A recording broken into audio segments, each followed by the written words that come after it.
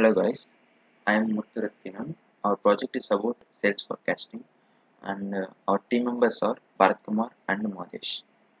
Basically, sales forecasting helps every businesses to make better business decisions. Um, so here, um, firstly for our project we are using Google Colab, which is an online environment. In this here first step is about linking the Google Drive and this Google Colab. So I am running this. Um, the connection made using drive.mount line. So here it is asking for a connect to Google Drive and I'm signing in through my email ID. So it's signing in. Um, yeah, it's then accessed now. Now it's mounted here. And then next part is about importing pandas library, which will be used for data pre-processing and data cleanup and reading files. So here our file is stored in Excel type file. So we are using read Excel function. So after I am running this and storing it in a data variable. After that I am using get function to know how the data is stored. So after running this, it will give the output as top 5 rows of our data frame. So it is arranged in table column, so rows and columns basically. After that, I'm choosing the data dot category to find which are all the categories are presented here. So it will give us the unique categories: furniture, office supplies, and technologies. We are mainly going to focus on furniture category. So after that we are importing NumPy and Matplotlib for plotting graphs, and this is the magical function which gives the output below the code itself. After that we are using data.columns to see what are all the columns, feature columns are presented here, and then after that we are locating the furniture category only. So the LOC function is used for um, access the values fitted in the particular row or column based on the index value passed to the function. So we are passing this furniture type of rows only. So after that we are seeing the data frame using furniture.head. We have some here the furniture category list are listed out, and then after that we are finding the range, how much range we are going to forecast or analyze the data. So here I am using minimum function and maximum function in order to get the order date, and we will be obtaining some order date and sales on that particular order date. So other categories, other columns are not necessary for us, but these feature columns are definitely we need. So we need to filter out these columns only using a drop function of other columns, which will be seen later. And the range is about 4 years of data we are going to analyze. So till this the data retrieval part is over. After this the data pre-processing will be um, handled by my friend Matesh. Thank you. Good evening, guys. My name is Matesh. My friend Muthuratinam has done some basic data formatting on the time series forecasting of sales data. Now I will continue from him this part. We will be looking about the data pre-processing section of the data that we have received. So, just for the sake, this is the data just we have been working on the sales data. Now we look into the data pre-processing section. Okay, since we'll be working only with the numbers kind of data, we have some extra data that we doesn't need for our model calculation. So first of all we will replace or delete those data. So let me go and do that. So we are doing this data cleaning in the current data frame itself. That's why I have placed in place equals to true. So it saves some memory. So and we are going to only get only two columns, and those two columns are order date and sales date. So if I go and sort those order date by ascending order, now we can go and see the furniture, the data that we have sorted. So we can see that this is the data that we currently have, and the index number doesn't correspond. That means that order this data's date have been sorted ascending order. So going to next section, before proceeding for the next model calculations, first we have to check for any ambiguities in the data, like missing numbers or any null. So let us check it. So as confirmed, again there is no empty data present in our data set. So for analyzing the data frame, we are going to copy the original data frame to another data frame. So let's group by this data frame based on sales, and we don't want this reset in we have we have three columns. We will make it as two columns only. We want date and sales, so we'll go and proceed with that. So now if you see, of course this will be completely removed in the next part, but right now our order data and sales have been sorted, and it has been reset. Index has been resetted. So here the index is somewhat random, since we are sorted, and we have to reset index, so we have done it over here. Then as I said, we don't need this index part. Our data doesn't need this index point to predict something, so we're just going to remove it and set our order data as the main index. So if you go and check it once again, so as you see, our order date becomes main index and sales becomes another column. So just checking this one. So once again, yeah, this is the index. Index becomes our date. Now if you see our date for a month, there could be 15 or nearly 10 to 15 days present. So what if we just uh, sample collect every day's amount, and order it by month? So every month's first date will be our date, should be in our date column. So let's go and proceed and do that. So this helps in understanding month-wise collection, which is better in data visualization. So we have done it. So since it is, you can say for the month of January itself, we can see nearly 2 to 3 dates present. So if I just, since I have ran this code, if I go and press enter in it, you can see that it's just grouping it based on months. So we'll just get all the months. So month-wise data has been prepared. All the individual dates of the current month is been summed and been brought up to the first month of the date. So proceeding further, we will now visualize this chart in the matplotlib. Let's see how it works. So this is our data. You can see some high graphs, some low graphs, some waves. So we can see that our sales data has been peaked in January 2015 as per our data. So now we use some stats model. So why are we using stat models to get some further more information about the data? So here we are going to predict some other or visualize some other data, visualize some other information from this data.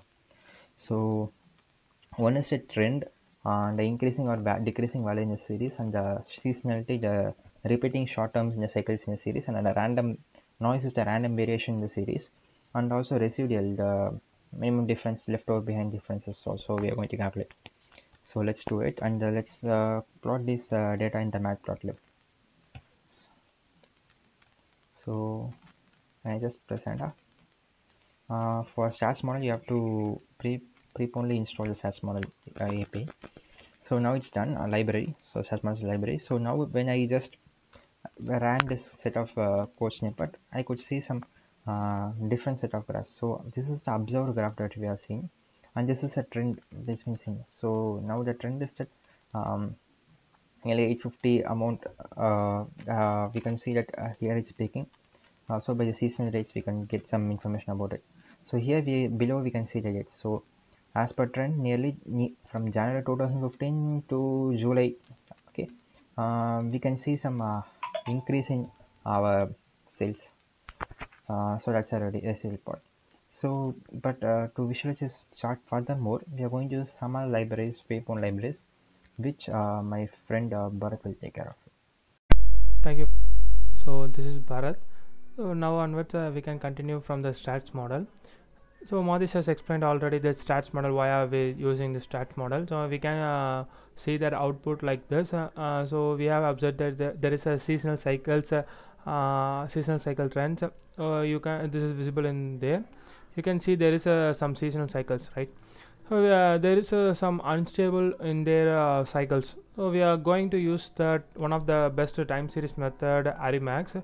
So Arima is an auto regression integrated moving average. It is used to used for time series method. Okay, it is normally used for forecasting method. Here we are going to use the Sarimax. Why we are using a Sarimax? Because we are going to predict the sales of the company, right? So for that we are going to use the Sarimax.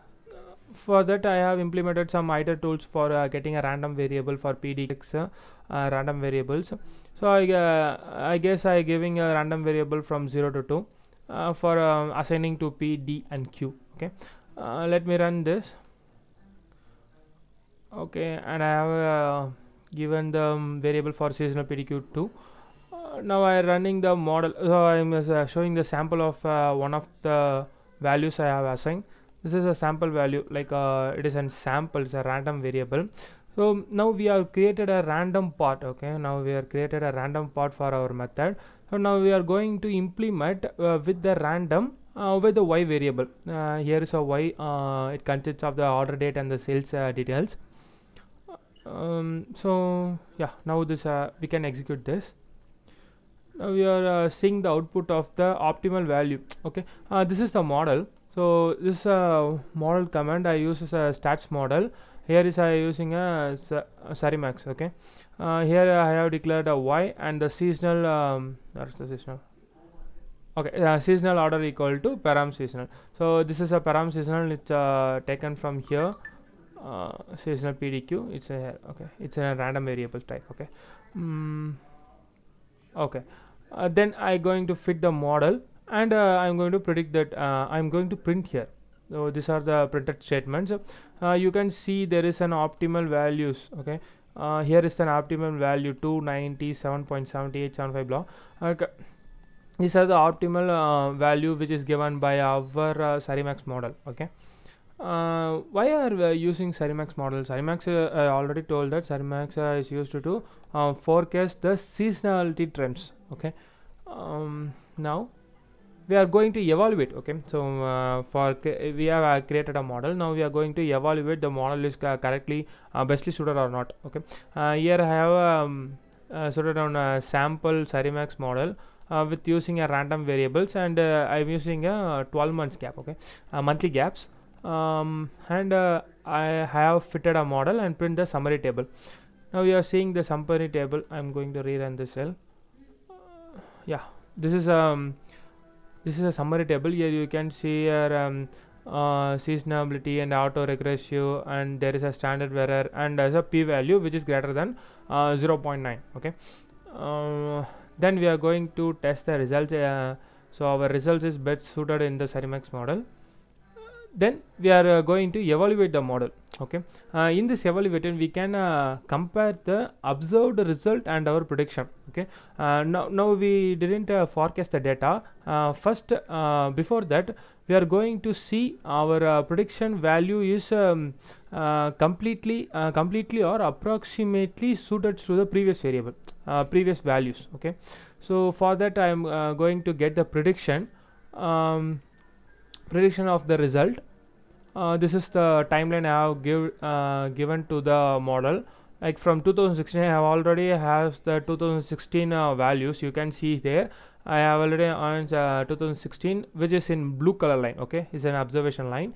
Now I am going to predict the orange line. Okay, this is an orange line which is best fitted by the model, Sarimax model. Okay, you can see there is an approximate values which is suiting the previous trend lines. Okay, these lines are using to plot the data in the plots axis. Okay, next we are going to evaluate. Evaluate means before that we are going to get the mean squared error and root mean squared error. Okay, so we are going to get that to see how error are given by the model. So for that I have uses a predicted mean. This is an inbuilt method. We can know how the model is giving producing a error.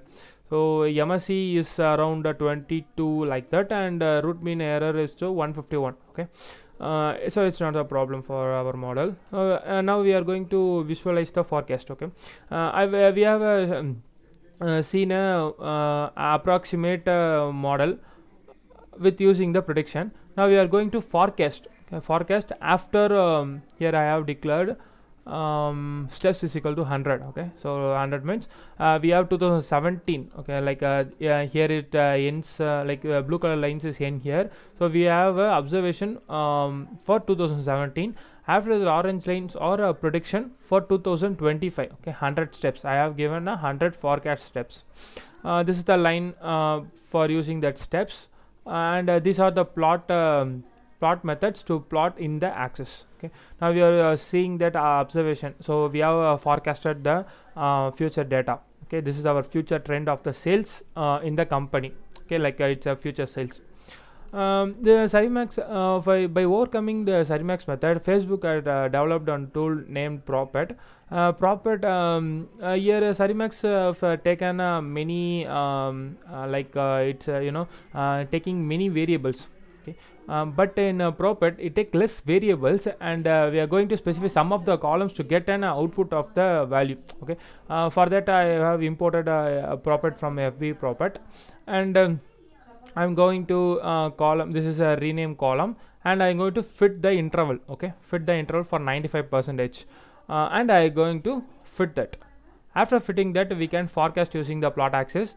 Here you can see in that plot axis there is some data points. The black color lines are data points which I have fixed the points. After that there is a forecast from 2018 to 2020. In that there is a blue color line. It is a forecasting sales data. Okay, after that we have a 2007 we have data points from 2017. After the 2017 it is a forecast of the data, means the sales. Okay, so FB Prophet is a very commonly used nowadays for forecasting method. It uses the Sarimax method. Okay, okay guys, thank you. This is our project.